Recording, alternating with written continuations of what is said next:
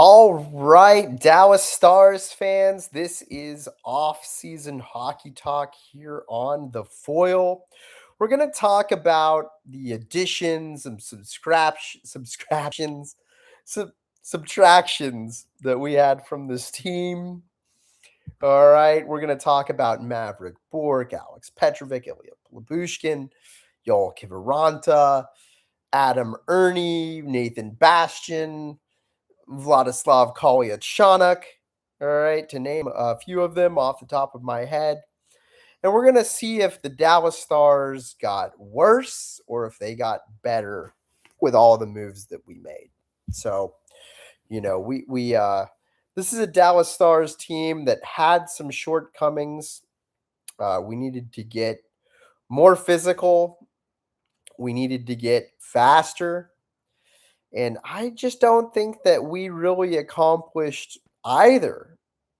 If that was your goal, and we knew, after losing to the Wild that this team needed to get harder to play against. We needed to get faster to get behind the blue line of the other team. So when I look at what we did, I don't see a team that is better off this year than they were last year. So let's go through all of the additions and subtractions, starting at the top. And the biggest loss of the offseason was former first round pick Maverick Bork.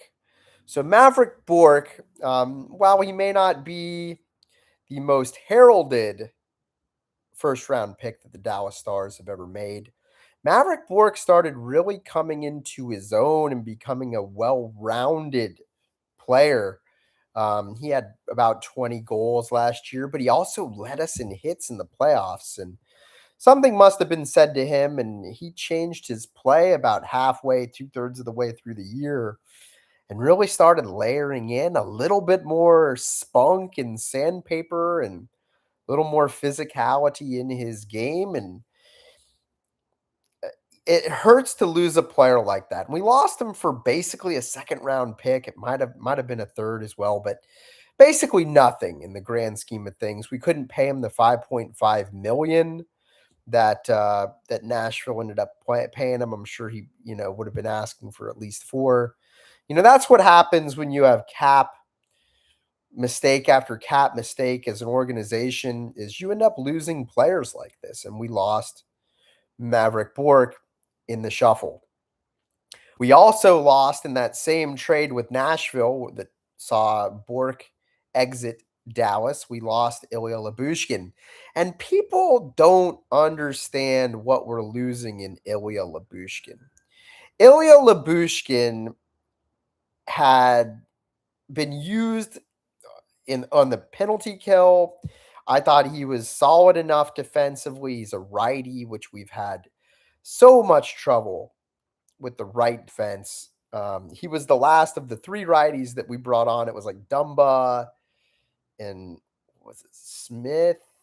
Yeah, and him that we brought on a couple of years back. He was the last man standing. He was the best of those 3. And when you have trouble finding solid ground to stand on when it comes to our right defense, and we're still in the same boat. We got Tyler Myers in the number 6 slot, and we know that's not going to last. So, why do you put yourself in a position where you got to lose Ilya Labushkin? I don't like it. I would have rather have seen Sam Steele shown the gate, maybe a player like Blackwell. It's just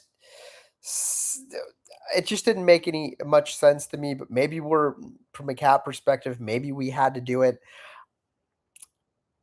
anyway. We lost him. On top of that, we lost Petrovic, also a righty.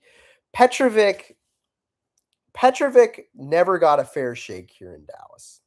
Petrovic proved that he was solid in the playoffs on multiple occasions for the Dallas Stars. He did not get his rightful first dibs at that number 6 spot on the right side to start the playoffs. They went with Tyler Myers. They were always picking players like Dumba and Tyler Myers to be given preferential treatment and first dibs over Petrovic when he seemed to have earned his stripes more than those players here in Dallas. And he was made an offer here. He went to Florida. And you got to think that the treatment that he got here was part of the reason why he's no longer in green. Then we lost Vladislav Kolyachonok, who, while he is a lefty, can play the right side. So hit after hit after hit, 1, 2, 3 punch on the right side. Just rough. That leaves Tyler Myers in the number 6 spot. We brought in Kyle Burrows, all right, who's probably my favorite of the arrivals. I'll talk about him in a second here, but first let's go through the losses. Michael Bunting, whatever. Shouldn't have ever brought him in. Neither physical nor offensively effective. Adam Ernie and Nathan Bastian, let's clump them together. These were two players that were brought on because we knew after we took the bullying in the playoffs from the Edmonton Oilers that this team needed to get tougher, right? So we did a half-assed job, all right, and we got a half-assed result. Ernie didn't really play physical at all until maybe about halfway through the year, and then in his one game, I think he had one game in the playoffs with us. I don't remember a single hit that he threw. That's why you're here, Ernie. Didn't do it, all right? Bastian, same thing. He had like one fight on the year and just never really nothing. So those two, whenever this team wants to add physicality, we do it in such a half-assed way. Where is our elitely physical player? Where is our wrecking ball? Where is our savage that's going to fight 5 times a year, 6 times a year, right? Where's that guy? Maybe we can get both at the same time or one or the other, but give me the guy who's going to have 200 plus hits and 5 or 6 plus fights. None of this, as they would call it in Breaking Bad, half measures. All right. And we keep making half measures when it comes to physicality. So both of them are gone. Then we brought in Yoel Kiviranta. We didn't get more physical. We didn't get markedly faster on the back end. We got another two-way guy for the lower lines. Like we needed another one of those, right? So another opportunity lost to bring in a real mucker and grinder. Kyle Burrows was the best addition in the offseason. He kind of replaces Petrovic or Lyubushkin in terms of a guy who scraps a little bit on the bottom, pairing, but it's a question mark whether he'll make the team out of camp. I don't think he will. I think they're going to give that spot to Myers, whether he deserves it or not, because that's the way the Dallas Stars roll. And so all in all, the Dallas Stars did not get faster. They did not get more physical. All right. We're not harder to play against. This is as much of a run it back as you possibly can be. I expect that we're probably going to have a season where we see maybe a decline from Matt Duchene, maybe a decline from Jason Robertson as well. All right. We're hoping Rope Hintz stays healthy again. We're hoping Duchene stays healthy again. We're hoping that Heiskanen stays healthy again after lower body injury last year. We're hoping that Liam Bixel doesn't get another concussion or shoulder injury that prevents him from being the physical presence that we desperately need him to be.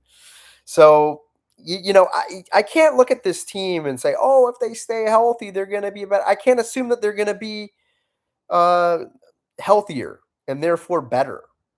I think that's a big, big wrongful assumption when it comes to this team that year after year is on the carousel to the clinic, all right, to take care of whatever injury is latest. And so I can't say that I approve of this offseason here on the foil. I think it's going to be another year where we're good enough to make the playoffs, not good enough to get deep into the playoffs for obvious reasons that we just seem to fail to want to address. And that's pretty much my 2 cents. I appreciate all of y'all. And check out my TikTok at the Foil Hockey Stars, same name. And you guys have a good day. Bye bye.